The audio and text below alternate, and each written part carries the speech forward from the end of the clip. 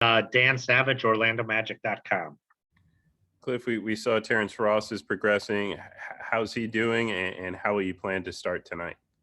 Yeah, he's going to play. We're not going to start him because he's been out for a while. So we'll start the same guys. Mike will be at 1. Dwayne and James will be the wings. Chuma will be the 4, and Kim will start at 5. Go ahead, Dan. Cliff, how much of a bullet did you dodge with Mike? You guys have been short at point guard all year, and as you're trying to acclimate new guys, I imagine his presence is important.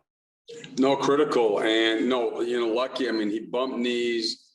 There was, instant swelling, which was concerning, but he was able to practice yesterday and he felt good this morning. So, hopefully he's, 100% ready to go. Josh Robbins, The Athletic. Steve, what are some of the Clippers specific points of emphasis that you've shared with your team? Well, they're balanced. I mean, first of all, they're second in offense and I think 12th or 13th in defense. Paul George isn't playing, so obviously we spend a lot of time on Kawhi and Paul George. The 3-point shooting is like they did last night. I mean, they have, I think, 8 guys on their roster shooting over 40% from 3. So they have a number of ways to get there, but again, ton of skill on the floor. And, then they also have that ISO post-up aspect. So it's another team, a team that's this good offensively. There's a lot of things you have to do on defense, to make it hard on them. And our defense was good the other night, so hopefully we can build on that. Lawrence Murray. Those 5 guys that you're starting, despite all the roster moves that you made, those are all guys that you had in training camp that you're familiar with. Is there a sense of familiarity or an advantage that you have because you're starting those guys? Or, does it not really matter because those guys weren't exactly supposed to be playing together at this point of the season? Yeah, to be honest, it's just because we're still, we're just trying to get enough offense in so that we can function with the newer guys. We did a lot yesterday.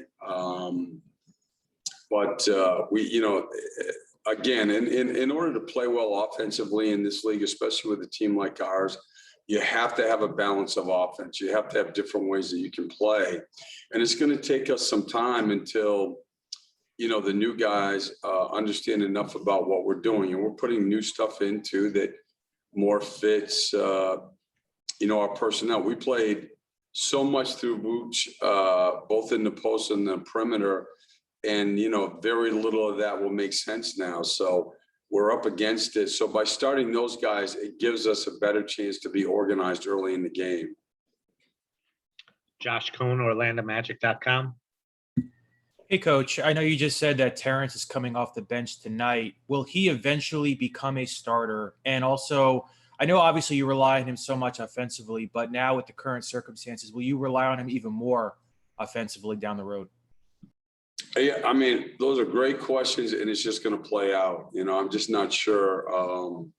This week is so much about evaluating, getting a feel for guys who can play with who. He could very well start. He's so comfortable coming off the bench in that role. So we're gonna have to see. Gary Harris will hopefully be back in the next 10 days to 2 weeks. Cole should be back the first game or second game after the trip, and we'll have to look at all of those things. So it's this is a work in progress, and we're trying to figure everything out. And to be honest, it could go either way. We've got to get to some semblance of playing groups here quickly.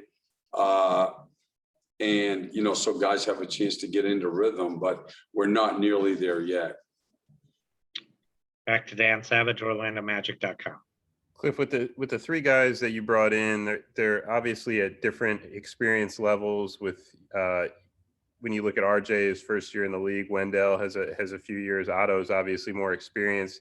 When you're bringing guys in with different experience levels, do you work with them any differently to coach them up? Is it quicker with obviously a guy like Otto versus, you know, dealing with some of the younger guys? Yeah, night and day. I mean, you could see it the other night. I mean, he was very comfortable. I played 2 spots, pretty much mistake-free at both ends of the floor. You know, and look, Wendell's played a lot of minutes, you know, I mean, and I thought they all did a good job, but those older guys, I mean, we practiced yesterday, and, you know, like Gary Harris knows everything that we're doing in, you know, 45 minutes, and it takes younger guys a lot longer to do that. So it's definitely the experienced guys. You know, they've done it before, they've been around. Obviously, a lot of aspects of NBA offense is similar team to team. And what it does is by having those guys out there, it helps the other guys play better. And so that's an aspect of this also.